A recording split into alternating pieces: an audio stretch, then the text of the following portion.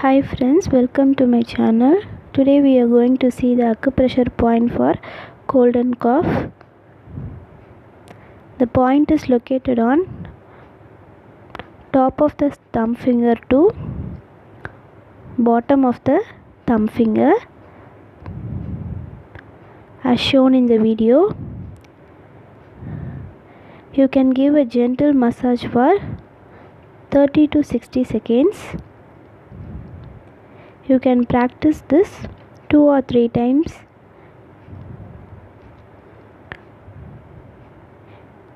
It will help to control the cold and cough.